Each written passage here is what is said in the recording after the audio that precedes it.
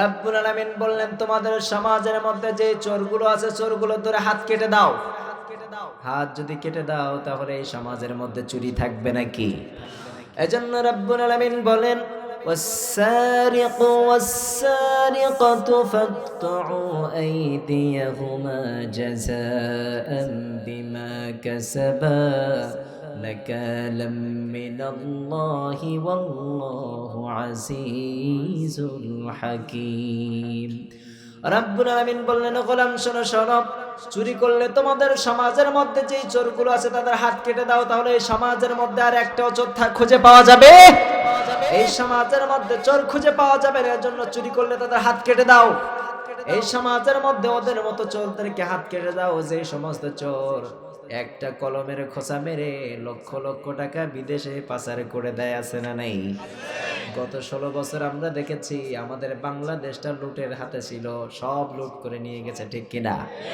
হাজার হাজার কোটি টাকা লুট করে নিয়ে গেছে, সব হলো গরিবের আত্মসাতের টাকা, ঠিক কিনা? এই বাংলাদেশের সম্পদকে যারা নিয়ে গেছে, এই পৃথিবীতেও যদি তাদের বিচার না হয়, রাব্বুল আলামিন বললেন এই সমাজের মধ্যে যেমন বিচারক আছে, এই বিচারকদেরকে বিচার করবেন একজন, তিনি কে? আপনি অন্যায়ভাবে একজন আলেমকে ফাঁসির কাস্টে ঝুলিয়েছেন, একজন আলেমকে অন্যায়ভাবে আপনি কারাদণ্ড দিয়েছেন, একজন আলেমকে আপনি বছরের পর বছর কলমের খোঁচা মেরে ফাঁসির কাস্টে ঝুলিয়ে দিয়েছেন, বছরের পর বছর অন্ধকার কূপে নিক্ষেপ করেছেন। আপনি যে অন্যায়ভাবে যে রায়গুলো দিয়েছেন, আপনারও বিচার করবে একজন, তিনি কে? সব বিচারকদের কিয়ামতের ময়দানে হাজির হওয়া লাগবে কি লাগবে না? আমরা এখানে আসতে পেরে বসতে পেরে খুশি না বেজার? আমরা সবাই একজনকে খুশি করার জন্য আমরা এখানে এসেছি, তিনি কে? পৃথিবীর কোনো মানুষকে দেখানোর জন্য বা খুশি করার জন্য এখানে এসেছি? আমরা কাকে খুশি করতে চাই? পৃথিবীর সব মানুষ যদি আমার উপরে নারাজ হয়ে যায় আর আল্লাহ সুবহানাহু ওয়া তাআলা যদি আমার উপরে খুশি হয়ে যায়, এই খুশিটা আমার কাছে সব থেকে বড় দামি এবং পাওয়া, ঠিক কিনা? আর পৃথিবীর সব মানুষ যদি আমার উপরে রাজি থাকে, সবাই যদি আমার উপরে খুশি থাকে, কিন্তু আমার রব যদি আমার উপরে নারাজ থাকে, এই খুশি দিয়ে কোনো লাভ আছে? তাহলে আমরা খুশি করতে চাই কাকে? যাকে খুশি করলে দুনিয়া ও শান্তি, আখিরাতে মুক্তি পাওয়া যায়, তাকে খুশি করতে হবে, ঠিক কিনা? আমরা সীমিত সময়ের জন্য এখানে এসেছি, এই দুনিয়াতে এসেছি কয়টুকু সময়? সীমিত সময়ের জন্য এসেছি এখানে এসেছি শুধুমাত্র আমরা জান্নাত কামাই করার জন্য, ঠিক কিনা? আমাদের উদ্দেশ্য হলো জান্নাত। দুনিয়াতে আমরা এসেছি সময় তো সীমিত সময়, এখানে সংক্ষিপ্ত জীবন যাপন করার জন্য এসেছি। আর দুনিয়া মাজরাউল আখিরা, দুনিয়াটা হলো আখিরাতের ক্ষেত স্বরূপ। এখান থেকে আমরা যদি ভালো ফসল ফলাতে পারি, এই ভালো ফসলটা কামিয়াবির জন্যই যথেষ্ট, জান্নাতের জন্য যথেষ্ট, ঠিক কিনা? আর এখান থেকে যদি আমরা খারাপ আমল করে যাই, এটাই আমাদের জন্য জাহান্নামের ওসিলা হয়ে যাবে। এজন্য আমরা এখানে এসে শুধুমাত্র ঈমানের কিছু খোরাক নেওয়ার জন্য আমরা এখানে এসেছি। আজকের মাহফিল থেকে, প্রতিটা মাহফিল থেকে এক একটা সবক, এক একটা আমল নিয়ে আমরা বাসায় ফিরব। আসলাম, শুনলাম, চলে গেলাম, ফায়দা আছে কোনো? এখানে আমরা শিখতে এসেছি এবং কিছু আমল সঙ্গে করে নিয়ে যাওয়ার জন্য এসেছি। রাজি আছেন তো সবাই? আল্লাহ কবুল করুক, পড়ে না আমিন। এই যে 2024 সাল বিদায় নিয়েছে আমাদের থেকে, আমরা মনে করতেছি যে আমরা দিনের পর দিন লাভবান হচ্ছি, কিন্তু আসলে না। একটা বছর আমার জীবন থেকে চলে গেছে, একটা বছর আমরা কি অতিক্রম করে চলে এসেছি। 2023-এর পর থেকে নিয়ে 24 শুরু হয়েছে, 25-এর আগ মুহূর্তে আমরা একটা বছর সময় আমরা পেয়েছি। এই একটা বছরে আমরা যদি পিছনের দিকে তাকাই, কয়টা ভালো কাজ করেছি আর কয়টা ভালো খারাপ কাজ করেছি আমাদের সামনে স্পষ্ট না? কথা বলেন। 23-এর শুরু, 24-এর শুরু থেকে নিয়ে 25-এর আগ পর্যন্ত যে একটা বছর আমরা যে সময়টা পার করলাম, এই সময়ের ভিতরে আমরা যদি পিছনের দিকে গণনা করি কয়টা ভালো কাজ আমার দ্বারা হয়েছে কয়টা খারাপ কাজ আমার দ্বারা হয়েছে, যদি চোখ বন্ধ করি 1 মিনিটের মধ্যে আমার সামনে সব চলে আসবে, ঠিক কিনা? তাহলে আমাদের জীবনে একটা বছর অতিবাহিত হয়ে গিয়েছে, এই একটা বছরে আমরা সব থেকে ভালো একটা কাজ করেছি এমন একজন মানুষের হাত তোলেন তো দেখি। সব থেকে তার গুরুত্বপূর্ণ একটি ভালো কাজ, হাত তোলেন তো দেখি। কি কাজ করছেন আপনি একটা বছরে? গুরুত্বপূর্ণ একটি ভালো কাজ কি করছেন?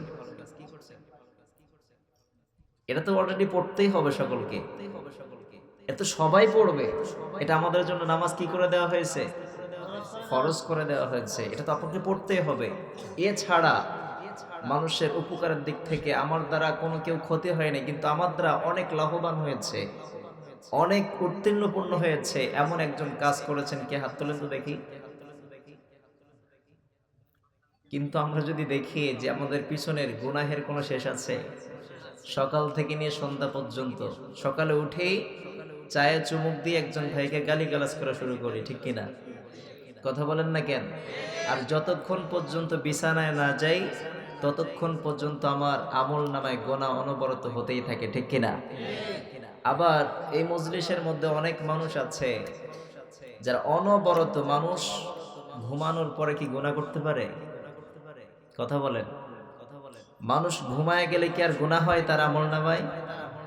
ঘুমের সাথে সাথে তার আমল নামাটা বন্ধ হয়ে যায়, গুনাহের খাতাটা বন্ধ করে দেওয়া হয়। কিন্তু একটা ব্যক্তির গুনাহ আমল নামা কখনো বন্ধ হয় না। ওই ব্যক্তিটার নাম কি জানেন আপনারা? বলেন তো, ওই ব্যক্তিটার নাম কি? ওই ব্যক্তিটা হলো সেই ব্যক্তি যেই ব্যক্তি রসুলের গলায় অবরত সবসময় ছুরি চালাইতেছে, যে ব্যক্তি দাড়ি সবসময় কামায় রাখে, দাড়ি যাচ্ছে, এই ব্যক্তির অনবরত 24টা ঘন্টা ঘুমালেও সে গুনাহ তার আমল নামায় লিখতেই থাকে হয়। এজন্য করে খবরদার, আমরা দাবি করি আমরা রসুলের সৈনিক, আমরা দাবি করি আমরা রসুলকে অনুকরণ করি, কিন্তু এক তাকাইলে দেখা যায় সালমান খানের তার প্রতিছবি তার দাড়ির মধ্যে দেখা যায়। কথা বলেন না কেন? তাকাইলে দেখা যায় শাহরুখ খান বসে আছে, ঠিক কিনা? কিন্তু আমাদের রসুলের সৈনিকের পরিচয় দেওয়ার দরকার আছে না নাই? রসুলের সৈনিক হতে গেলে দাড়ি কাটা যাবে, টুপি মাথা থেকে নামানো যাবে, রসুলের সুন্নাহগুলো পালন করার দরকার আছে না নাই? আছে। এজন্য রসুলের সৈনিক হতে গেলে শুধুমাত্র অন্তর দিয়ে মুখ দিয়ে বলা কাজ নয়, বাহ্যিক দিয়ে আপনাকে প্রমাণিত করতে হবে, ঠিক কিনা? আপনি যদি রসুলের সৈনিক হয়ে থাকেন, আপনি যদি রসুলেরকে অনুসরণ করে থাকেন, আপনার দাড়ি থাকা লাগবে কি লাগবে না? আপনি যদি দাড়িটা কেটে ফেলেন, আপনি রসুলের সৈনিক হতে পারলেন নাকি? যদি আপনি প্রকৃতপক্ষে রসুলের সৈনিক হন, তবে আপনার জাহান্নাম থেকে মুক্তি করে দেবে দাড়ির কারণ আপনি যদি একটা গুনাহের কাজে লিপ্ত হতে যান, এই দাড়িটা নিয়ে সিনেমা হলে প্রবেশ করা যাবে না। এই দাড়িটা অনেক গুনাহ থেকে আপনাকে বাঁচিয়ে দেয়। একটু কমায় দেন একদম। এই দাড়িটা নিয়ে কি পার্কে মেয়ে নিয়ে ঘোরা যাবে? কারণ দাড়ির খাতিরে দেখা যাবে যে পার্কে থেকে সে বের হয়ে আসবে। দাড়ি নিয়ে সিনেমা হলে ঢোকা যায় না, দাড়ি নিয়ে গানের প্যান্ডেলে বসা যায়। অশ্লীল একটা কাজ করতে গেলে আপনার বাহ্যিক লেবাস আপনাকে বাধা প্রদান করবে, ঠিক কিনা? এজন্য রসুলের সুন্নাহ কি এমনি এমনি হয়েছে? এটা আপনি টুপি মাথায় দিয়ে দাড়ি রেখে লম্বা জামা গায়ে দিয়ে হলের মধ্যে ঢুকতে পারবেন? আপনি লম্বা দাড়ি রেখে টুপি মাথায় দিয়ে অশ্লীল গান বাজনার প্যান্ডেলে বসতে পারবেন? তাহলে বাহ্যিক সুন্নাত দিয়ে আমাদেরকে কি করা হয়? একটা যে আপনি আলু ক্ষেত অথবা ধান ক্ষেত করেন অথবা সবজি লাগান, এই সবজি লাগানোর আগ দিয়ে আপনি সুন্দর করে চতুর্দিকে কি দিয়ে দেন? আগে ওটা কি বলে? বেড়া। বেড়া দিয়েন, তারপরে ওর ভিতরে সবজি লাগান, যাতে করে কি না করতে পারে, কোনো ছাগল অথবা গরু আক্রমণ না করতে পারে। ঠিক তদ্রূপ আপনার ইমানটাকে যদি মজবুত করতে চান, এই টুপি দাড়ি পাঞ্জাবি হচ্ছে আপনার ইমানের বেড়া, ঠিক কিনা? এজন্য করে আপনি যদি ইমানটা মজবুত করতে চান, আপনাকে এই লেবাস পড়তে হবে। এটা হলো আপনার ইমানটাকে রক্ষা করবে, ঠিক কিনা? আমরা ইমান রক্ষা করতে রাজি আছি তো সবাই?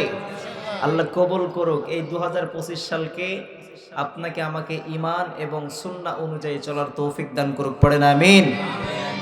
তাহলে আমরা ইমান দিয়ে আমাদের গোটা দেহটাকে সাজাতে রাজি আছি তো সবাই?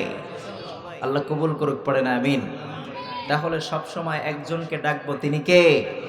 রাজি আছেন তো সবাই? ডাকলে খুশি হয় না?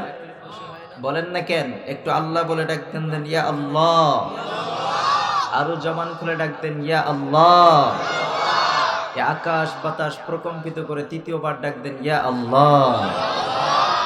কারণ পৃথিবীতে মা যদি ছেলের উপরে রেগে যায়, আর রাগার পরে যদি অনেক সময়ের পরে ছেলে কান্না করতে করতে মাকে যখন ধৈর্য হারা হয়ে ডাক দেয়, একবার দুইবার তিনবার ডাক দিলে অবশ্যই শেষ পর্যায়ে মা এসে ধুলাবালি থেকে সন্তানকে কোলে উঠায় নেয় কি নেয় না?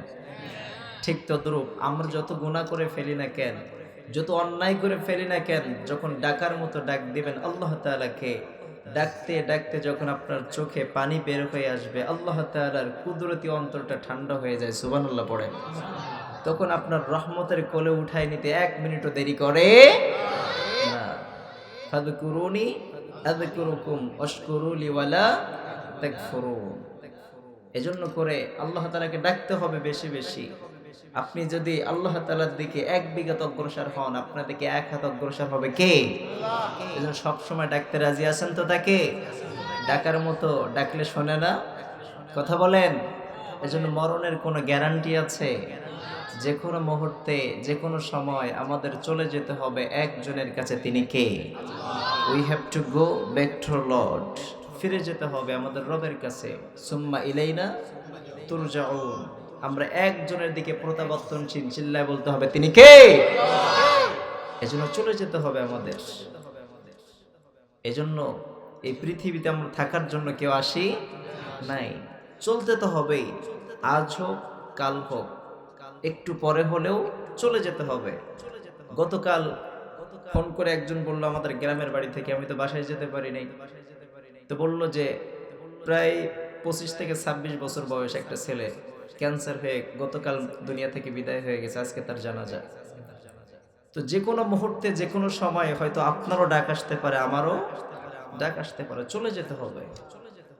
যে কোনো সময় যে কোনো মুহূর্তে যখন ডাক আসবে তখনই সাড়া দিতে হবে। কেউ ডাকলে আমরা বলি 2 মিনিট পরে আসতেছি, 5 মিনিট পরে আসতেছি, কিন্তু যখন মালাকুল মউত আপনাকে আপনার সামনে হাজির হয়ে যাবে, 1 মিনিটও সময় দিবে আপনাকে? লা ইস্তাখিরুনা সাআতাও ওয়ালা ইস্তাকদিমুন। সময় হলে 1 সেকেন্ডেও আপনাকে ছাড় দেওয়া হবে না, চলে যেতে হবে।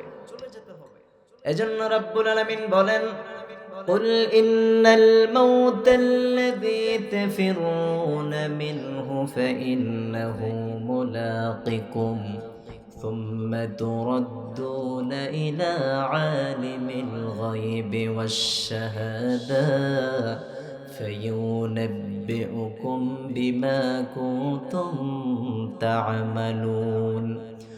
রাব্বুল আলামিন বললেন, গোলাম শোনো শোনো, ফাইন্নাকুম মুলাকিকুম, অবশ্যই তোমার সাথে মৃত্যুর সাথে মোলাকাত হয়ে যাবে, এতে কোনো সন্দেহ আছে নাকি? আপনি যেখানে থাকেন না কেন, যে অবস্থায় থাকেন না কেন, যখন মালাকুল মউত আপনার উপরে আক্রমণ করবে 1 মিনিটও বাঁচার কোনো ক্ষমতা নাই। এজন্য রাব্বুল আলামিন বললেন, লা ইস্তাখিরুনা সাআতাও ওয়া লা ইস্তাকদিমুন। মৃত্যুর যখন নির্ধারিত একটা সময় আছে, প্রত্যেকটা বস্তুর একটা নির্ধারিত সময় হয়ে আছে, ওই সময় যখন আপনার কাছে চলে আসবে, 1 মিনিট আগেও আজরাইল আপনার কাছে পৌঁছাবে না, আবার 1 মিনিট পরেও পৌঁছাবে। নির্ধারিত সময় আপনার কাছে আজরাইলকে পাঠাবে একজন, তিনি কে? আপনি যতই ক্ষমতাধর হন না কেন, যতই বাহাদুরি হন না কেন, যতই রাজপ্রাসাদের মালিক হন না কেন, যতই রাজা হন না কেন, যতই মন্ত্রী হন না কেন, যখনই আপনার ওপরে থেকে ডাক এসে যাবে, 1 সেকেন্ড সময় আপনাকে দিবেন একজন, তিনি কে? এরপরে মৃত্যুর যন্ত্রণা আছে না নাই? অবশ্যই আপনার মৃত্যুর যন্ত্রণার জন্য প্রস্তুতি থাকার দরকার আছে না নাই? বিশ্বনবী সাল্লাল্লাহু আলাইহি ওয়াসাল্লাম যখন মৃত্যুর শয্যায় সজ্জিত হলেন, সাইয়েদনা আজরাইল আলাইহিস সালাতু ওয়াসসালাম বিশ্বনবীর কাছে আসলেন, ও নবী, আপনাকে নেওয়ার জন্য আল্লাহ তাআলা আপনাকে পাঠিয়ে দিয়েছেন আমাকে। ও নবী, আপনার বন্ধুর সাথে মোলাকাত করার জন্য রাব্বুল আলামিন আমাকে পাঠিয়েছেন। এরপরে সাইয়েদনা জিবরাইল আলাইহিস সালাতু ওয়াসসালাম পরস্পর চলে আসলেন। সাইয়েদনা জিবরাইলকে বললেন, ও জিবরাইল, আমি এক মুহূর্তের জন্য এই দুনিয়ায় থাকতে চাই না, আমি আমার রবের সাথে মোলাকাত করতে চাই, কিন্তু যাওয়ার আগে কোনো কথা নাই, আমি আপনার কাছে একটা প্রশ্ন করতে চাই। ও জিবরাইল, আমি তো দুনিয়া থেকে বিদায় হয়ে যাব, কিন্তু আমার নাফরমান গুনাহগার উম্মত যে দুনিয়াতে রেখে যাব, কার কাছে আমি রেখে যেতে পারি? সাইয়েদনা জিবরাইল কান্না জড়িত কণ্ঠ করে বললেন, ইয়া রাসূলুল্লাহ, এই দুনিয়াতে আমি কতবার এসেছি তার কোনো হিসাব নাই, অনেক অনেকবার এসেছি। প্রত্যেকটা নবীর কাছে রব্বুল আলামিন আমাকে পাঠিয়েছেন, সব থেকে আপনার কাছে বেশি পাঠিয়েছে। কিন্তু আপনি যখন দুনিয়া থেকে বিদায় হয়ে যাবেন, আর এই পৃথিবীতে আমার কোনো কাজ নাই। আমি যখন রবের নিকটে চলে যেতাম ওহী আনার জন্য, কিন্তু আজকের পর থেকে আপনি দুনিয়াতে থাকবেন না, আমি রবের নিকটবর্তী হতে পারবো না, রবের কাছাকাছিও যাওয়া সম্ভব হবে না। কারণ শুধুমাত্র একটাই কারণে রবের কাছাকাছি চলে যেতাম, এই যে কোরআন নামক একটা ওহী আমাদের কাছে পৌঁছে দিয়েছেন মুহাম্মদ সাল্লাল্লাহু, জিবরাইলের মাধ্যমে বিশ্বনবীর কাছে পাঠিয়ে দিলেন। এই কোরআনের মধ্যে কোনো ভুল আছে নাকি? এমন একটি কিতাবকে আমরা অনুকরণ করি যে কিতাবের মধ্যে ভুল তো দূরের কথা, সন্দেহ পর্যন্ত আছে নাকি? এই কোরআনটাকে আমাদের জন্য হেদায়েতের জন্য পাঠিয়েছে একজন, তিনি কে? এই কিতাবটা শুধুমাত্র আমাদেরকে ঝাড়ফুঁক করার জন্য বা নামাজের জন্য পাঠিয়েছে নাকি? এই কিতাবটা রান্নাঘর থেকে নিয়ে আপনি রাজপ্রাসাদ পর্যন্ত, রাজমহল পর্যন্ত পৌঁছে দেন, গণভবন পর্যন্ত পৌঁছে দেন, ঠিক কিনা? এই কিতাবের অনুকরণ করবে যারা, রাব্বুল আলামিনের জান্নাতে প্রবেশ করবে। আমরা এই কিতাবের অনুকরণ করতে চাই কি চাই না? যারা এই কিতাবটাকে ফলো করবে তাদের জন্য একমাত্র আসমানের দরজা খুলে দেবে একজন, তিনি কে? আমরা এই কিতাবের অনুকরণ করতে চাই কি চাই না? আপনি পৃথিবীতে এমন একটা কিতাব আপনি আমাকে দেখান যে কিতাবের মধ্যে ভুল নাই। সব কিতাবের মধ্যে ভুল আছে না নাই? মহাভারতের মধ্যে ভুল আছে না নাই? রামায়ণের মধ্যে ভুল আছে না নাই? ত্রিপিটকের মধ্যে ভুল আছে না নাই? বাইবেলের মধ্যে ভুল আছে না নাই? এই পৃথিবীতে যত গ্রন্থ এসেছে প্রত্যেকটা গ্রন্থের ভিতরে ভুল আছে না নাই? সব গ্রন্থের মধ্যে ভুল আছে, কিন্তু এমন একটা কিতাবের আমরা অনুসরণ করি, এমন একটা কিতাবকে আমরা ভালোবাসি, এই কিতাবের মধ্যে ভুল তো দূরের কথা, সন্দেহ পর্যন্ত। রাব্বুল আলামিন প্রথমেই বললেন, জালিকাল কিতাব লা রাইবা ফি হুদাল লিল মুত্তাকিন। রাব্বুল আলামিন বললেন, গোলাম শোনো শোনো, তোমার নিকটে এমন একটা গ্রন্থ আমি নাজিল করেছি, এমন একটা গ্রন্থ পাঠিয়েছি, লা রাইবা ফি, এমন একটি গ্রন্থ পাঠিয়েছি, ওই গ্রন্থের মধ্যে ভুল তো দূরের কথা, সন্দেহ পর্যন্ত। এই সমস্যা কি হচ্ছে? সমস্যা কি হচ্ছে? 1 মিনিট সময় দিলাম, যার ভালো লাগতেছে উঠে যান। এখানে কোনো নাটকের কথা হচ্ছে? কোনো বাজে কোনো কথা বলছে এখানে? 1 মিনিট সময় দিচ্ছে, উঠে যান। যারা যারা যান ঘুমাই যান, বাসায় যান। খবরদার আর একটা ওঠা যাবে না।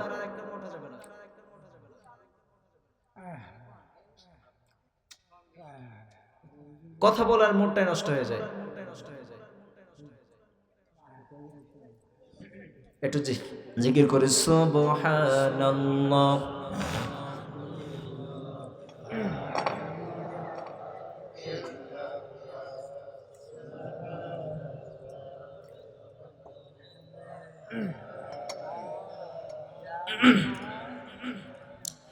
লা ইলাহা আল্লাহ নামের জিকির করবে যারা, আল্লাহর প্রিয় হবে তারা, আল্লাহর প্রিয় হবে যারা, জান্নাতে প্রবেশ করবে তারা। জোরে লা ইলাহা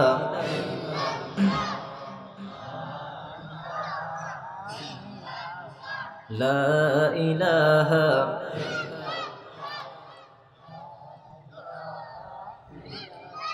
লা ইলাহা ইল্লাল্লাহ মুহাম্মাদুর রাসূলুল্লাহ সাল্লাল্লাহু। তাহলে আমরা এমন একটি কিতাবকে অনুকরণ করি যেই কিতাবের মধ্যে ভুল তো দূরের কত, সন্দেহ পর্যন্ত নাই। এই কিতাবকে আমরা অনুকরণ করার দরকার আছে না নাই? যারা এই কিতাবের সংস্পর্শে আসবে, যারা এই কিতাবকে অনুসরণ করবে, তাদের সম্মান বাড়িয়ে দিবে একজন, তিনি কে? এই কিতাবের সংস্পর্শে যারা আসবে, কোরআনের সাথে যারা সম্পর্ক করবে, রব্বুল আলামিন তাদের সম্মান দুনিয়াতেও বাড়িয়ে দিবেন, আখিরাতেও একটা উদাহরণ দিলে আপনার বোঝে আসবে। এই যে আমরা কোরআনে কারিমের গিলাফ তৈরি করি, একটা দামি দামি কাপড় দিয়ে আমরা যখন সুন্দর সুন্দর শার্ট পরি, সুন্দর সুন্দর জামা বানাই, এই জামা বানানোর পরে, শার্ট প্যান্ট বানানোর পরে হাজার হাজার টাকা দামের গজ, এই গজের কাপড় যদি মাটিতে পড়ে থাকে আমরা সালাম করি নাকি, চুম্বন করি নাকি? কিন্তু 30 টাকা গজের একটা ট্যাটন কাপড় দিয়ে, নরমাল একটা কাপড় দিয়ে যখন কোরআনে কারীমের গিলাফ বানানো হয়, এই গিলাফটা পানিতে যখন পড়ে যায় অথবা মাটিতে যখন পড়ে যায় অথবা পা লেগে যায়, সঙ্গে সঙ্গে আমরা ওই গিলাফটাকে তুলে চুম্বন করি অথবা বুকে ধারণ করি, ঠিক কিনা? আবার দামি দামি কাঠ দিয়ে, মেহগুনি কাঠ দিয়ে, সেগুন কাঠ দিয়ে আমরা আসবাবপত্র তৈরি করি, চেয়ার টেবিল তৈরি করি, খাট পালঙ্গ তৈরি করি, কিন্তু বারবার আমরা লাথি মারি অথবা পা লেগে যায়, কিন্তু একবারও সালাম করি নাকি? কিন্তু সামান্য একটা কাঠ দিয়ে যখন রেল তৈরি করা হয়, এই রেলটা শুধুমাত্র পা লেগে থাকার কারণে, পা যদি লেগে যায় অথবা যদি মাটিতে পড়ে থাকতে দেখি, সঙ্গে সঙ্গে আমরা তুলে সালাম করি অথবা চুম্বন করি। ঠিক উদাহরণটা হলো এমনই, যদি একটা সামান্য কাপড় দিয়ে কোরআনের সাথে লেগে থাকার কারণে তার সম্মান যদি বেড়ে যায়, সামান্য একটা কাঠ যদি কোরআনের সাথে স্পর্শ লাগার কারণে তার সম্মান বেড়ে যায়, রাব্বুল আলামিন বললেন যে মানুষের অন্তরের মধ্যে আমার এই কোরআন থাকবে তার সম্মানও দুনিয়ার মধ্যে বেড়ে যায়। সুবহানাল্লাহ পড়ে। তাহলে আমরা এই কোরআনের সাথে লেগে থাকার দরকার আছে না নাই? থাকতে রাজি আছেন তো সবাই? আপনি সামনের দিকে লক্ষ্য করেন, ইতিহাস লক্ষ্য করেন, সাইয়েদনা ওমর ফারুক রাদিয়াল্লাহু আনহুর প্রথম জামানায় কোনো সম্মান ছিল নাকি? যখন কোরআনের সাথে সম্পর্ক করেছে, যখন কালিমা পড়ে মুসলমান হয়েছে, কোরআনকে ধারণ করেছে, তার সম্মান আজকে কম না বেশি? আবু বকরের সম্মান কম না বেশি? ওসমানের সম্মান কম না বেশি? আলীর সম্মান কম না বেশি?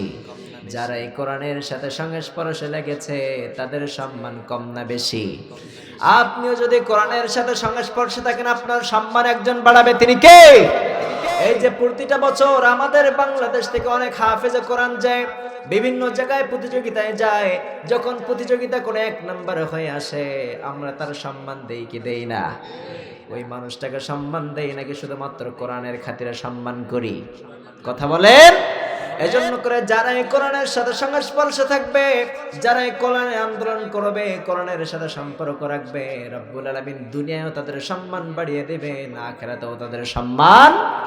এজন্য করে কোরআনের সাথে লেগে থাকতে রাজি আছেন তো সবাই? সবাই কোরআনের সাথে লেগে থাকবেন। আর এই কোরআনটা কি জন্য রব্বুল আলামিন এই দুনিয়াতে পাঠিয়ে দিলেন? কেন এই দুনিয়াতে কোরআনুল কারীম নাজিল করলেন? রব্বুল আলামিন বললেন, হুয়াল্লাযী ইউনাজ্জিলু আলা আবদিহি আয়াতিন বাইয়িনাতিন লিইখরিজাকুম মিনাল যুলুমাতি ইলান নূর। রব্বুল আলামিন বললেন, গোলাম শোনো শোনো, এই কোরআনুল কারীমটা তোমাদের নিকটে কি জন্য পাঠিয়েছে তোমরা জানতে চাও? এই কোরআনে কারীমটা এই জন্য পাঠানো হয়েছে, যে মানুষগুলো পথ ভোলা পথহারা হয়ে আছে, যে মানুষগুলো শিরকের মধ্যে লিপ্ত আছে, যে মানুষগুলো অন্যায়ের পথে লিপ্ত আছে, যে মানুষগুলো অন্ধকারের মধ্যে নিমজ্জিত আছে, আপনি শৈশবের জামানায় দেখবেন তারা মূর্তি পূজার সাথে সম্পর্ক ছিল কি ছিল না? তারা মূর্তির সাথে সম্পর্ক রাখতো, লাত উজ্জাকে তারা পূজা করতো, সূর্যকে তারা দেবতা হিসাবে মেনে নিয়েছে, ঠিক কিনা? চন্দ্রকে তারা দেবতা হিসাবে মেনে নিয়েছে, তারকারাজিকে তারা দেবতা হিসাবে মেনে নিয়েছে, তুলসী গাছকে তারা পূজা করে, সাপকে পূজা করে, গাছকে পূজা করে, আছে না নাই? এই সমাজের মধ্যে অনেকেরা আছে তারা মাছকে পূজা করে, ঠিক কিনা? গাছকে পূজা করে এমন ব্যক্তি আছে না নাই?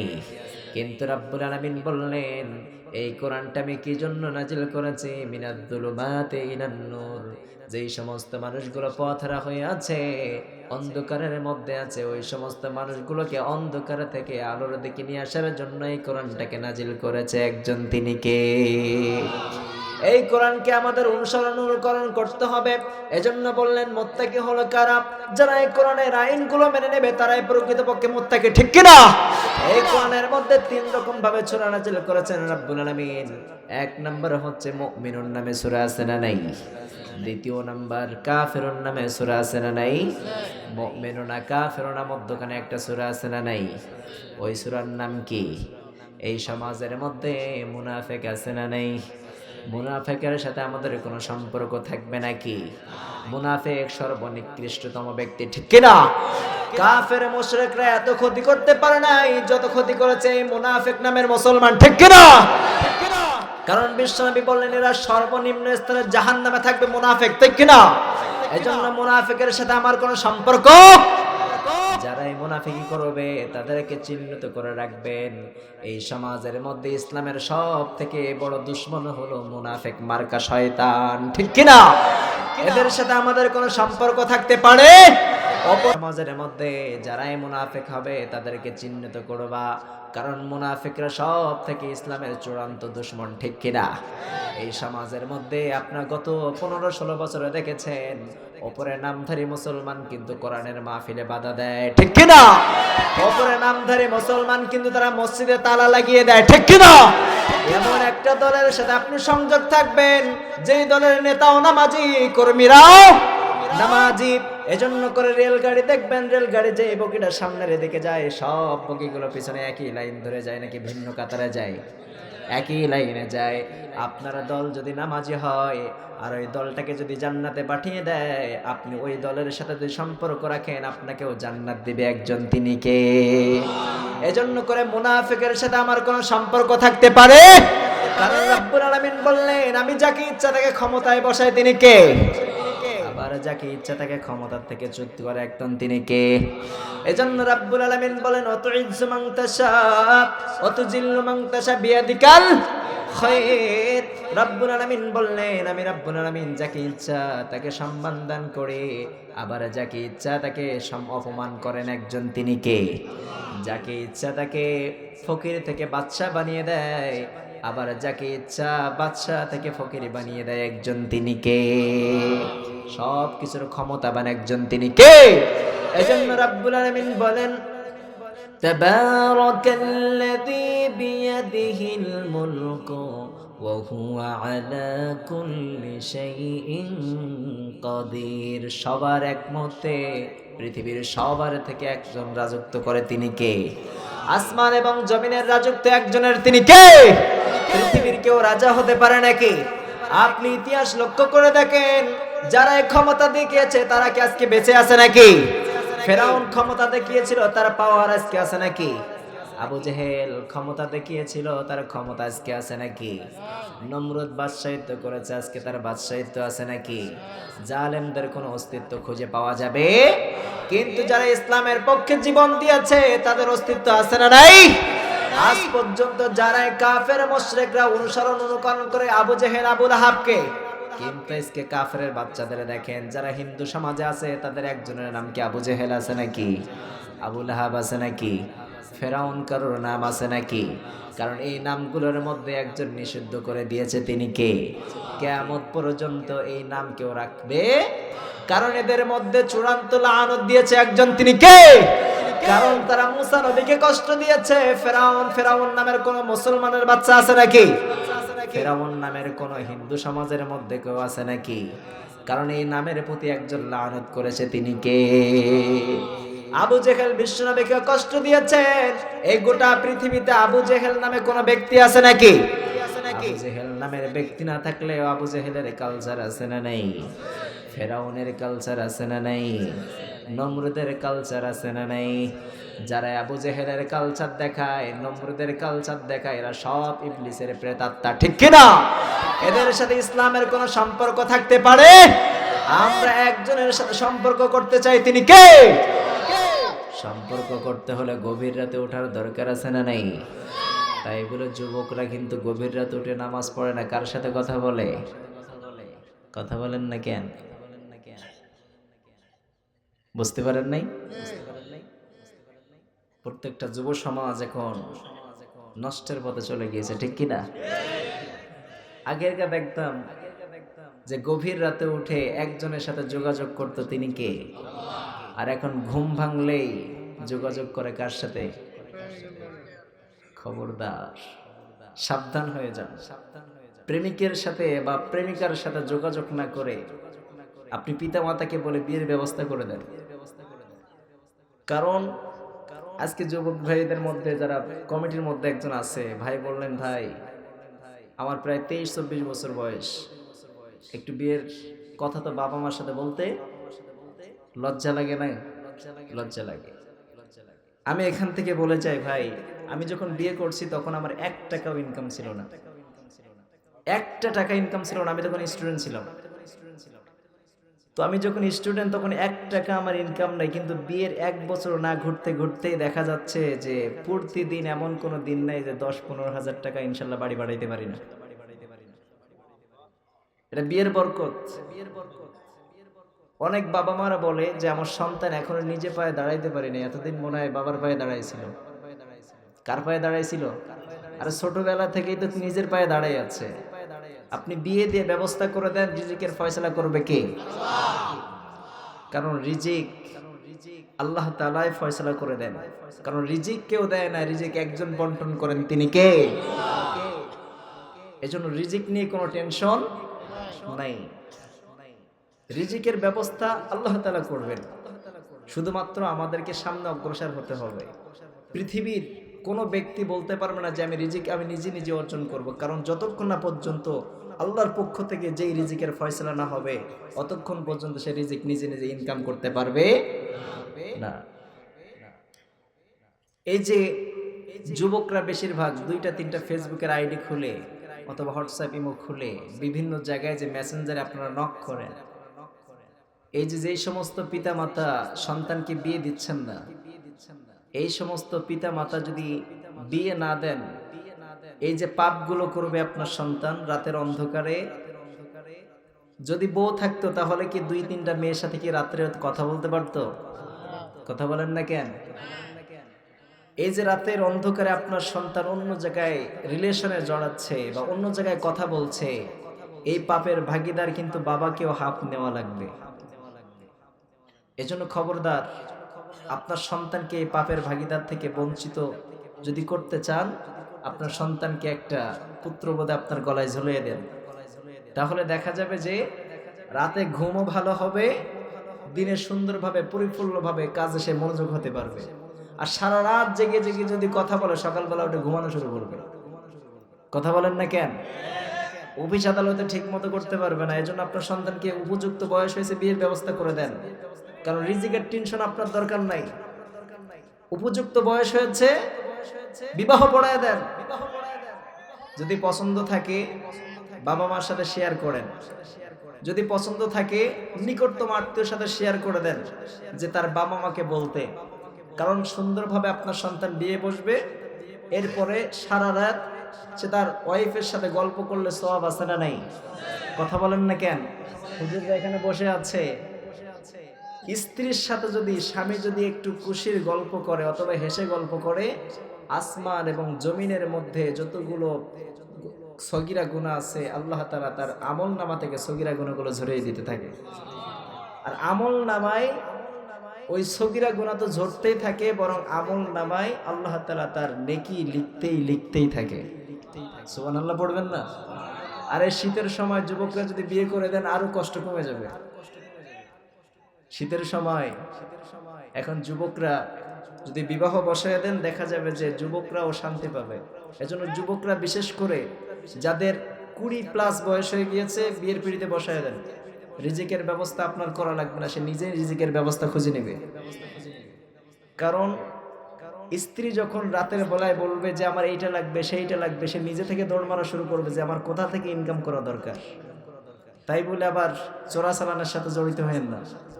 কালকেও প্রোগ্রাম ছিল ভাই চুয়াডাঙ্গাতে বর্ডারের কাছে, ওখানে বললো ভাই এখানেও চোরাচালান একই অবস্থা, মদের আসক্ত সবাই। বাংলাদেশের সব থেকে মদ ব্র্যান্ডের কোম্পানি হচ্ছে কেরু কোম্পানি। আপনারা চিনেন কেরু কোম্পানির নাম? শুনছেন? শোনেন নাই? এক নামে আপনি গুগল সার্চ করে দেখতে পারেন। কেরু কোম্পানি বাংলাদেশে 1 নম্বর ব্র্যান্ড। এটা হচ্ছে চুয়াডাঙ্গা উৎপত্তি হয়েছে এখানে কেরু কোম্পানি। এখানে মদের আড্ডা, শুধু মদের আসর, আর পাশাপাশি আবার ভারতের বর্ডার। তো যাই হোক, এখানে বিজেপির ভাইয়েরা অনেক থাকলেও থাকতে পারে। এই যে চোরাচালানগুলো আসে, আপনি যে এই যে 500 টাকা 1000 টাকা ঘুষ নিয়ে মদের লাইসেন্স দিয়ে দেন, অথবা মদগুলো ধরে ছাড়িয়ে দেন। এই যুবকরা, যতগুলো যুবক এই মদ পান করে মদ আসক্ত হবে, যতগুলো পাপ করবে, যেই সমস্ত ভাইরা বিজিবির কাজে আছেন, এই সমস্ত ভাই যদি ঘুষ নিয়ে এগুলো ছেড়ে দেন, এই যে খাওয়ার কারণে যে গুণাগুলোর হচ্ছে, ছেড়ে দেওয়ার কারণে সেই একই পাপের গুণা বিজিবিরাও ভাগী হয়ে যাবে। এজন্য খবরদার, নিজে অন্যায় করবেন না, অপরকে অন্যায়ের কাজে সহযোগিতাও করা যাবে না। কারণ নিজে যে অন্যায় করবেন, অপরাধের সহযোগিতা করবেন, দুটোটা একই সমান, ঠিক কিনা? এজন্য নিজে অন্যায় করবেন না, অপরকে অন্যায় করতে দিবেনও না। নিজে অন্যায় করবেন না, অন্যায় করতে দেখলে বাধা প্রদান করতে রাজি আছেন তো সবাই? বাধা দিবেন। কারণ ইসলাম চায়, ইসলাম ধর্ম যদি এখানে আসতো, সুন্দরভাবে যদি আমরা পালন করতে পারতাম, আজকে সমাজে চোর বদমাইশ একটাও থাকতো নাকি? কথা বলেন। এই সমাজে চোরাচালান থাকতো নাকি? মদের আড্ডা থাকতো নাকি? জুয়ার আড্ডা থাকতো নাকি? এই সমাজে অন্যায় বলে কোনো জিনিস থাকতে পারতো? এজন্য শাসন চাই, ওমরের শাসন, ঠিক কিনা? ওমরের মতো যদি একটা শাসক পাওয়া যেত, এই সমাজের মধ্যে কোনো অন্যায় পাওয়া যেত, অত্যাচার পাওয়া যেত? রাব্বুল আলামিন বললেন, তোমাদের সমাজের মধ্যে যে চোরগুলো আছে, চোরগুলো ধরে হাত কেটে দাও। হাত যদি কেটে দাও, তাহলে এই সমাজের মধ্যে চুরি থাকবে নাকি? এজন্য রাব্বুল আলামিন বলেন, والسارق والسارقة فاقطعوا أيديهما جزاء بما كسبا نكالا من الله والله عزيز حكيم। রাব্বুল আলামিন বললেন, গোলাম শোনো শোনো, চুরি করলে তোমাদের সমাজের মধ্যে যেই চোরগুলো আছে তাদের হাত কেটে দাও, তাহলে এই সমাজের মধ্যে আর একটাও চোর খুঁজে পাওয়া যাবে? এই সমাজের মধ্যে চোর খুঁজে পাওয়া যাবে না, এর জন্য চুরি করলে তাদের হাত কেটে দাও। এই সমাজের মধ্যে ওদের মতো চোরদেরকে হাত কেটে দাও, যে সমস্ত চোর একটা কলমের খোঁচা মেরে লক্ষ লক্ষ টাকা বিদেশে পাচার করে দেয়, আছে না নাই? গত 16 বছর আমরা দেখেছি আমাদের বাংলাদেশটা লুটের হাতে ছিল, সব লুট করে নিয়ে গেছে, ঠিক কিনা? হাজার হাজার কোটি টাকা লুট করে নিয়ে গেছে, সব হলো গরিবের আত্মসাতের টাকা, ঠিক কিনা? এই বাংলাদেশের সম্পদকে যারা নিয়ে গেছে, এই পৃথিবীতেও যদি তাদের বিচার না হয়, রাব্বুল আলামিন বললেন, এই সমাজের মধ্যে যেমন বিচারক আছে, এই বিচারকদেরকে বিচার করবেন একজন, তিনি কে? আপনি অন্যায়ভাবে একজন আলেমকে ফাঁসির কাস্টে ঝুলিয়েছেন, একজন আলেমকে অন্যায়ভাবে আপনি কারাদণ্ড দিয়েছেন, একজন আলেমকে আপনি বছরের পর বছর কলমের খোঁচা মেরে ফাঁসির কাস্টে ঝুলিয়ে দিয়েছেন, বছরের পর বছর অন্ধকার কূপে নিক্ষেপ করেছেন। আপনি যে অন্যায়ভাবে যে রায়গুলো দিয়েছেন, আপনারও বিচার করবে একজন, তিনি কে? সব বিচারকদের কিয়ামতের ময়দানে হাজির হওয়া লাগবে কি লাগবে না? সব বিচারকদেরকে হাজির হওয়া লাগবে। রাব্বুল আলামিন বললেন, গোলাম শোনো শোনো, তুমি দুনিয়ার বুকে টাকার জোর দিকে, ক্ষমতার জোর দেখে তুমি অন্যায়কে অন্যায় মনে করো নাই, ক্ষমতার অপব্যবহার করেছো। ক্ষমতার অপব্যবহার করে আজকে সমাজের মধ্যে তুমি দামি দামি মানুষে পরিণত হয়েছো, টাকার অহংকার দেখিয়ে তুমি সমাজের মধ্যে বড় মানুষ হয়েছো। রাব্বুল আলামিন কিয়ামতের ময়দানে বলবেন, খুজুহু ফাগুল্লু, এদেরকে ধরবেন একজন, তিনি কে? জাহান্নামকে আদেশ করবেন, খুজুহু ফাগুল্লু সুম্মাল জাহিমা সাল্লু। রাব্বুল আলামিন বললেন, এদেরকে ধরো, এদেরকে ধরে পাকড়াও করো, পাকড়াও করে জাহান্নামে নিক্ষেপ করতে বলবেন একজন, তিনি কে? জাহান্নামে তাদেরকে নিক্ষেপ করা হবে। রাব্বুল আলামিন বললেন, তুমি দুনিয়ার ভিতরে অন্যায় করেছো, দুনিয়ার সব মানুষ তোমাকে অন্যায় ধরতে পারে নাই, তোমাকে খুঁজে পাওয়া যায় নাই, কারণ তোমার টাকা ছিল। তোমার টাকা থাকার কারণে বিচার তোমার হয়ে গেছে, তোমার টাকা থাকার কারণে বিচারক তোমার প্রতি রায় দিয়েছে, তোমার ক্ষমতা থাকার কারণে তোমাকে ধরা যায় নাই। কিন্তু রাব্বুল আলামিন বললেন, কিয়ামতের ময়দানে একটা নাম নিয়ে বলবেন, লিমানিল মুলকুল ইয়াউম লিল্লাহিল ওয়াহিদিল কাহ্হার। এই কাহ্হার শব্দটা ব্যবহার করবেন কিয়ামতের ময়দানে। আপনি দুনিয়ার বুকে অনেক বাহাদুরি দেখিয়েছেন, সব বাহাদুরকে ডেকে ডেকে বলবেন, রব্বুল আলামিন বলবেন, আজকে তোমাদের রাজত্ব কোথায়? আজকে তোমাদের সেই ক্ষমতা কোথায়? আজকে তোমাদের সেই টাকার পাহাড়গুলো কোথায়? আজকে তোমাদের সেই ক্ষমতা অহংকার গুলো কোথায়? সব ক্ষমতার একজন অধিকারী হবেন তিনি কে? সেই সময় তাদেরকে বিচার করা হবে কি হবে না? কথা বলেন না কেন? বিচারকের উপরে বিচার একজন আছে, তিনি কে? আরো জোরে বলেন, তিনি কে? যারা বিচার করে আমাদের মতো নিরীহ মানুষদেরকে, যারা শত শত দিন, শত শত দিন, মাস, বছরকে বছর, যুগের পর যুগ অন্ধকার কারাগারে নিক্ষেপ করেছেন, ভালো কথা। এই যে আপনি তার সন্তানের কোল থেকে, সন্তানের আদর থেকে বঞ্চিত করলেন, ছোট্ট ছোট্ট শিশুকে রেখে গিয়েছে জেলের মধ্যে, 10 বছর 20 বছর পর বের হয়ে দেখে শিশুগুলো বড় হয়েছে। এই শিশুগুলো বাবার আদর সে পায়? বাবার আদর পায় নাই। শিশুগুলোর ক্ষোভ।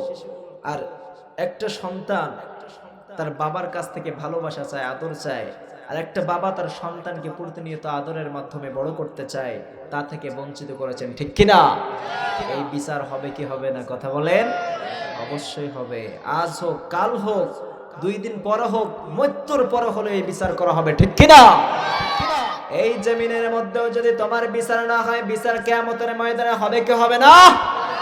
যেমন রব্বুল আলামিন বললেন, ও গোলাম শোনো শোনো, দুনিয়ার ভিতরে যেই সমস্ত মজলুম হয়ে আছো, তোমরা মজলুম হয়ে আছো, বিচার পাও নাই কোথায়? আমি রব্বুল আলামিন তাদের জন্য ভরসাকারী একজন, তিনি কে? রব্বুল আলামিন বললেন, দুনিয়ায় যদি বিচার না পাও, কিয়ামতের ময়দানে তোমার প্রত্যেকটা বিচার তোমাকে বুঝায় দেওয়া হবে, ঠিক কি না? এজন্য দুনিয়ায় বিচার পাও নাই বলে হতাশ হবার কোনো কারণ। একটু জিকির করি, সুবহানাল্লাহ।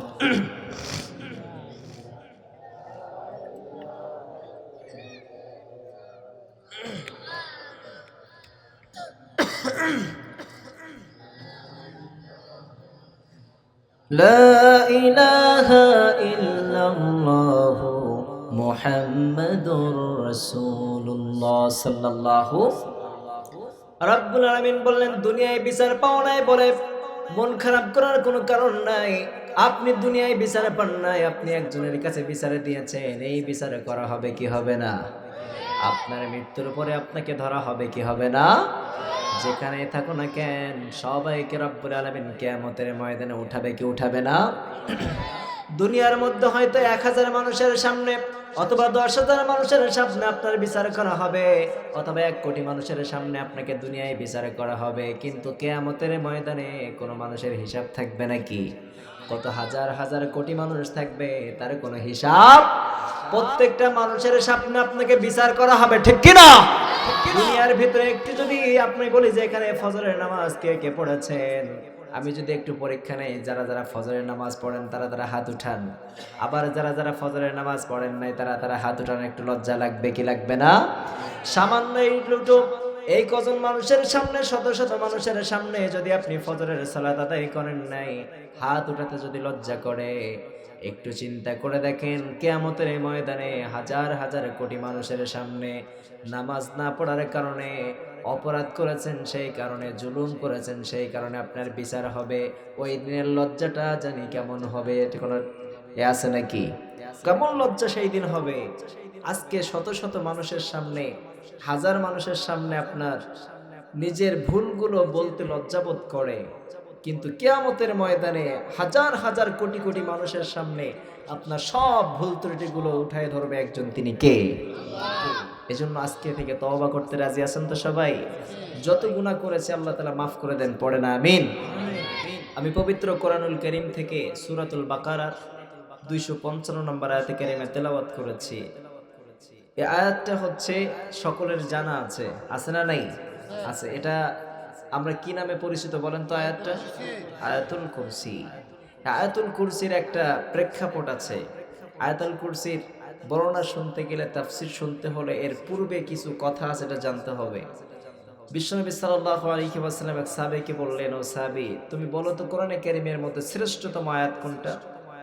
তো বললেন, ওই সাহাবী বললেন, ইয়া রাসূলুল্লাহ, কোরআনে কারীমের মধ্যে সর্বশ্রেষ্ঠতম আয়াত হচ্ছে আয়াতুল কুরসি। কারণ এই সূরার মধ্যে কুরসি নামক একটা স্থান আছে, কুরসি, কুরসি ইহুস সামাওয়াতি ওয়াল আরদ। এই কুরসি নিয়ে মারামারি আছে না নাই? সমাজ থেকে শুরু করে নিয়ে সংসদ ভবন পর্যন্ত সব কুরসি নিয়ে টানাটানি, ঠিক কিনা? প্রত্যেকটা দেশেই এই কুরসি নিয়ে বাড়াবাড়ি আছে না নাই? মেম্বার থেকে শুরু করে নিয়ে রাষ্ট্রভবন পর্যন্ত এই কুরসির মারামারি আছে না নাই? প্রতি বছর 5 বছর পর পর মেম্বার চেয়ারম্যানের মারামারি আছে না নাই? ভাই ভাই দোলাদলি আছে না নাই? আছে। যত ঝগড়া সব কি নিয়ে? একজন আরেকজনকে মারে রাতের অন্ধকারে, কি জন্য মারলো সেও জানে না, আর যে মারতে আসলো কি জন্য মারলো সেও জানে না, আছে না নাই? এই বিগত 15 বছর হয়ে আসতেছে এগুলা। রাতের অন্ধকারে একজনকে গুম করে নিয়ে যাচ্ছে, কেন গুম করছে, কোন অপরাধে গুম করছে সে নিজেও জানে না, আর যে গুম করতে আসছে ও কোন অপরাধে তাকে গুম করছে সে নিজেও জানে না। এটাই হচ্ছে রাজনীতি। এই রাজনীতি আল্লাহ করুক, এই সমাজের মধ্যে এই রাজনীতি আছে না নাই? কথা বলেন না কেন? এই কোরআনের মতো বড় রাজনীতি কিতাব আর আছে নাকি? কোরআন দিয়ে রাজনীতি করেন, এই দেশটা জান্নাতি দেশ বানিয়ে দিবে একজন, তিনি কে? কোরআন দিয়ে রাজনীতি করলে খুশি হবে একজন, তিনি কে? কোরআনের মধ্যে যে আইনগুলো আছে মানার দরকার আছে না নাই? আছে। কোরআন দিয়ে রাষ্ট্র পরিচালনা করেন। ওমরে ফারুক রাদিয়াল্লাহু আনহু রাষ্ট্র পরিচালনা করছে কি দিয়ে? কথা বলেন। বিশ্বনবী সাল্লাল্লাহু আলাইহি ওয়াসাল্লাম রাষ্ট্র পরিচালনা করছে কি দিয়ে? আবু বকর রাষ্ট্র পরিচালনা করছে কি দিয়ে? ওসমান রাষ্ট্র পরিচালনা করছে কি দিয়ে? সব সাহাবায়ে কেরাম একটাই কিতাব দিয়ে রাষ্ট্র পরিচালনা করছে, ওই কিতাবটার নাম কি? এই কিতাবটা যদি সংসদ ভবনে যেত, আজকে সমাজে বেবিচারি, জিনা, সুদ, ঘুষ কিছু থাকতো নাকি? কথা বলেন। এই সমাজের মধ্যে কোনো অপরাধমূলক কোনো কিছু চলতো না। তবে এই আয়াতুল কুরসির প্রেক্ষাপট হচ্ছে, আয়াতুল কুরসি যে এত দামি, এর ফজিলত জানতে হলে একটা ঘটনা, ছোট্ট একটা ঘটনা আপনাকে জানতে হবে। এই আয়াতুল কুরসির কিভাবে আসলো, এর প্রেক্ষাপট হচ্ছে, যখন রাষ্ট্রের কোষাগারে রমাদান পরে অনেক বাইতুল মালে অনেক মাল জমা হয়েছে, একত্রিত হয়েছে, মানুষের কাছে জাকাতের যে ফান্ড আছে এই জাকাত গুলো নিয়ে নিয়ে বাইতুল মালে জমা করে রেখেছে। তো যখন বাইতুল মালে যখন জাকাতের মালগুলো জমা করে রাখলেন, আবু হুরায়রা রাদিয়াল্লাহু আনহুকে পাহারা দেওয়ার দায়িত্ব দিলেন মুহাম্মদ সাল্লাল্লাহু। আমাদের এই সমাজের মধ্যে জাকাত কি দেয় নাকি ধনীরা? কথা বলেন। এই সমাজে যদি মানুষ যদি জাকাত দিত, জাকাত আদায় করতো ঠিক মতন, তাহলে এই সমাজের মধ্যে কোনো গরিব মানুষ থাকতো। এই যে ছোট্ট ছোট্ট বাচ্চারা, আমরা যখন গাড়ি নিয়ে যাই ঢাকা শহর দিয়ে অথবা বিভিন্ন জায়গা দিয়ে, এসে বলে স্যার 2টা বাদাম রাখেন আর কিছু টাকা দেন। এই যে সুন্দর সুন্দর ভাজা তারা বিক্রি করে, বলে স্যার একটা ভাজা নেন। বলে কি বলে না? বলে না? ছোট্ট ছোট্ট বাচ্চারা। তো এই সমাজের মধ্যে এরা, সমাজের মধ্যে এদের দায়ভার হয়েছে কেন? তার পরিবারকে চালানোর জন্য তারা বাদাম বিক্রি করে, ঠিক কিনা? পরিবারকে চালানোর জন্যই তারা কি করে? ভাজা বিক্রি করে। এই সমাজের মধ্যে যদি জাকাত থেকে যদি তাদেরকে পরিবারের সহযোগিতা করা হতো, এই ছোট্ট ছোট্ট বাচ্চাগুলো সুন্দর সুন্দর স্কুলে তারা লেখাপড়া করতো, তাদের ভবিষ্যৎটা উজ্জ্বল হয়ে যেত, ঠিক কিনা? কারণ এদের পরিবারের অবস্থা খারাপ, এজন্য করে তো তারা বাদাম বিক্রি করে জীবন যাপন করে, ঠিক কিনা? এদেরকে বাছাই করে যদি এদের পরিবারকে যদি জাকাতের টাকা যদি উঠায় দেওয়া হতো, তাহলে এই ছোট্ট ছোট্ট মাসুম বাচ্চাগুলো ভাজা বিক্রি করতে যেত না। কিয়ামতের ময়দানে আল্লাহ তাআলা এই বড় লোকদেরকে জাকাত দেয় না কেন, এটা ধরবে কি ধরবে না? কথা বলেন না কেন? এজন্য রাব্বুল আলামিন বলেন, الذين يؤتون الزكاة وهم بالآخرة هم كافرون। রাব্বুল আলামিন বললেন, যারা জাকাত দিবা, যারা জাকাত আদায় করে নাই, জাকাত যারা দেয় নাই, রাব্বুল আলামিন তাদেরকে বললেন তারা কাফের হয়ে গিয়েছে। জাকাত যারা আদায় না করবে তারা আখিরাত থেকে তাদের মুখটা ফিরাই নিয়েছে। আর যারা আখিরাতকে অবিশ্বাস করেছে তাদেরকে কাফের বলে ঘোষণা করেছে একজন, তিনি কে? এই সমাজের মধ্যে জাকাত দেওয়ার দরকার আছে না নাই? দে জাকাত, দে জাকাত, তোরা দে রে জাকাত, তোর দিল খুলবে পরে, আগে খোলো খাত। তোর দিল খুলবে পরে, আগে খোলো খাত। দে জাকাত, দে জাকাত, তোরা দে রে জাকাত। ঠিক কিনা? এই সমাজের ধনী মানুষগুলো যদি জাকাত প্রদান করতো, এই সমাজের মধ্যে সমাজটা উন্নতি হয়ে যেত। ঠিক কিনা? হাজার হাজার কোটি টাকার জাকাত যদি বাংলাদেশে দিয়ে দিত, তাহলে ছোট্ট ছোট্ট মাসুম বাচ্চারা বাদাম বিক্রি করতো না, তাদের সংসার চালাতে হতো না। আপনি জাকাত দেন, সুন্দর সুন্দর ভাবে জাকাত দিয়ে দেন। এই যে জাকাত দেন, ঢাকা শহরে জাকাত আদায় করে মাইকিং করে শাড়ি আর লুঙ্গি। ঠিক কিনা? আপনি যে শাড়ি লুঙ্গির যে জাকাত দেন, এরপরও মাইকিং করেন। আপনার জাকাত কিন্তু আপনি বুঝে আপনার জাকাত সুন্দর করে আপনি নিয়ে নিয়ে তার গরিব মানুষের দৌড়ে দৌড়ে আপনি পৌঁছাই দিবেন। কিন্তু এই জাকাতের টাকার নাম করে, শাড়ি লুঙ্গির নাম করে আপনি যে ওই শাড়ি লুঙ্গি নেওয়ার জন্য পদতলে পিষ্ট হয়ে অনেক মানুষ দুনিয়া থেকে বিদায় হয়েছে, এমন খবর আছে না নাই? কথা বলেন না কেন? কিন্তু এই গরিব মানুষ যদি জাকাত যদি আপনার বাড়ি থেকে না নেয়, এই গরিব মানুষ কি কোনো গুনাহ হবে নাকি? কিন্তু আপনি যদি জাকাত না দেন, আপনার আমলনামায় গুনাহ লিখে দেবে একজন, তিনি কে? এজন্য করে জাকাত দেওয়ার দরকার আছে না নাই? বিশ্বনবী সাল্লাল্লাহু আলাইহি ওয়াসাল্লাম আবু হুরায়রাকে বললেন, ও আবু হুরায়রা শোনো শোনো, বাইতুল মালে অনেক টাকা জমা হয়েছে, তুমি যাও বাইতুল মালটা পাহারা দিয়ে দাও। সাইয়েদনা এই সমস্যা হচ্ছে কি? সবাই একটু ডিস্টার্ব হয়ে যাবে। বিশ্বনবী বললেন, ও আবু হুরায়রা যাও বাইতুল মালটা পাহারা দিয়ে দাও। সাইয়েদনা আবু হুরায়রা রাদিয়াল্লাহু আনহু বাইতুল মালের সামনে চেয়ার গেড়ে বসে বসলেন। এরপরে রাতের প্রথম ভাগ যখন চলে গেছে, প্রায় প্রথম ভাগ চলে যাওয়ার সময় সাইয়েদনা আবু হুরায়রা রাদিয়াল্লাহু আনহু প্রকৃতির ডাকে একটু বাইরে চলে গেলেন। এমন সময় একটা চোর দ্রুত করে বাইতুল মালের মধ্যে ঢুকে তালা কেটে এত পরিমাণ মাল চুরি করেছে, যেই পরিমাণ মাল চুরি করলে ইসলাম তার হাত কেটে দেওয়ার আদেশ দিয়েছে। এত পরিমাণ মাল চুরি হয়ে গিয়েছে। এরপরে আবু হুরায়রা রাদিয়াল্লাহু আনহু দ্রুত করে বাইতুল মালের মধ্যে প্রবেশ করলেন। বাইতুল মালের মধ্যে প্রবেশ করার পর চোরকে হাতে নাতে ধরলেন আর বললেন, তুমি যেই পরিমাণ সম্পদ চুরি করেছো, যেই পরিমাণ সম্পদ চুরি করলে বিশ্বনবীর কাছে নিয়ে গেলে তোমার নির্ঘাত তোমার হাত কাটা যাবে। ওই চোরটা বললেন, ও আবু হুরায়রা শোনো শোনো, তুমি তো আমার হালত জানো না। ও আবু হুরায়রা, সারাদিন আমি সমস্ত দাঁড়ে দাঁড়ে ঘুরে বেরিয়েছি, কেউ আমাকে একটা কাজ দেয় নাই। আমার স্ত্রী না খেয়ে আছে, আমার মা না খেয়ে আছে, বৃদ্ধা মা না খেয়ে আছে, আমার সন্তানগুলো না খেয়ে আছে। এই যে বাইতুল মালের সম্পদ চুরি করেছি, এই চুরির মাল নিয়ে যাব, তারপর তারা খেতে পারবে।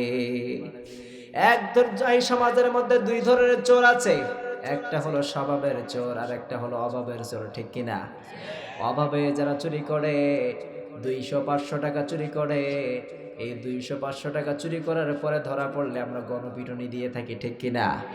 কিন্তু এই সমাজের মধ্যে আসল চোর তো তারাই যারা ব্যাংক লুট করে। ঠিক কিনা?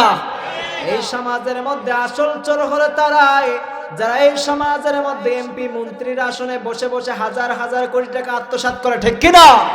গরিবের টাকাগুলো আত্মসাৎ করে। এরাই হলো সমাজের মধ্যে সব থেকে বড় চোর। এদেরকে ধরেন আর তাদেরকে হাত কেটে দেন, দেখবেন এই সমাজের মধ্যে আর একটা চোর খুঁজে পাওয়া যাবে। আমার মনে হয় মেম্বার থেকে শুরু করে নিয়ে প্রধানমন্ত্রী পর্যন্ত আপনি যদি সুন্দরভাবে বিশ্লেষণ করেন, এই মেম্বার থেকে শুরু করে নিয়ে প্রধানমন্ত্রী পর্যন্ত একদম হাত থাকবে নাকি? যেই পরিমাণ সম্পদ চুরি করলে হাত কাটা যায়, সেই পরিমাণ সম্পদ তো দূরের কথা, তার 3 গুণ বেশি হয়ে গেছে। ঠিক কিনা? চাল যদি পরিশোধে আছে 10 কেজির জায়গায় 2 কেজি দিয়ে বিদায় করে দেয়, বাকি 8 কেজি নিজের পকেটে ঢোকায় আছে না নাই? কথা বলেন না কেন? এই সমাজের মধ্যে সব থেকে বড় চোর আমরা নিজেরাই, তাদেরকে প্রতিনিধি বানাই। ঠিক কিনা? এই সমাজের চোরদেরকে আপনি আগে শায়েস্তা করেন। ঠিক কিনা? আবার এই সমাজের মধ্যে সুদ ঘুষ আছে না নাই? সমাজের মধ্যে সুদ ঘুষের সাথে আমাদের কোনো সম্পর্ক থাকবে নাকি? কথা বলেন না কেন? সুদের সাথে আমাদের কোনো লেনদেন থাকতে পারে? এজন্য রব্বুল আলামিন বলেন, ইয়া আইয়ুহাল্লাযীনা আমানু তাকুল্লাহা ওয়া যারু মা বাকিয়া মিনার রিবা ইন কুনতুম মুমিনিন। রব্বুল আলামিন বললেন, গোলাম শোনো শোনো, তোমরা যদি পরিপূর্ণ মুমিন হতে চাও, সুদের বকেয়া ছেড়ে দাও। কার কথা? কার কথা? আল্লাহ বললেন গোলাম শোনো শোনো, তোমরা যদি মুমিন হতে চাও সুদের সাথে তোমাদের সম্পর্ক রাখা যাবে, তোমরা যদি মুমিন হতে চাও ঘুষের সাথে সম্পর্ক রাখা যাবে। এই সমাজের মধ্যে সুদ ঘুষ দুইটাই বেশি না কম? আরো জোরে বলেন, বেশি না কম? সুদখোরের ভুঁড়ি কম না বেশি? দুই সুদখোর এক জায়গায় হলে কোলাকুলি করতে হলে গোলা মেলে না, আগে ভুঁড়ি মেলে, ঠিক কিনা? এজন্য করে সুদখোরের সাথে আমাদের কোনো সম্পর্ক, ঘুষখোরের সাথে আমাদের কোনো সম্পর্ক। একটা উদাহরণ দিলে আপনাদের বোঝা যাবে। এই সমাজের মধ্যে আমরা সুদখোর ঘুষখোরকে নিজের বন্ধু বানিয়ে নেই, কিন্তু একটা সুদের ব্যাপারে বিশ্বনবী সাল্লাল্লাহু আলাইহি ওয়াসাল্লাম বললেন, সুদের সর্বনিম্নতম গুনাহ হচ্ছে তার আপন মায়ের সাথে জিনা করা, আর সর্বোচ্চ গুনাহ হলো একজনের সাথে জিহাদ ঘোষণা করা। তিনি কে? এজন্য করে কেউ যদি বলে তার মাকে বিয়ে করতে চায়, এই সমাজে তাকে কি রাখবেন নাকি? উদাহরণটা একটু ভালো করে শোনেন। এই সমাজের মধ্যে একজন ছেলে তার মাকে বিয়ের প্রস্তাব দিয়েছে, বিবাহ এখনো করে, কিন্তু বিবাহ না করার পর শুধুমাত্র প্রস্তাব দিয়েছে, এরপরে আপনি তার সাথে সম্পর্ক কাট করে দিলেন, তার সাথে কথা বন্ধ করে দিলেন, সমাজ থেকে তাকে বের করে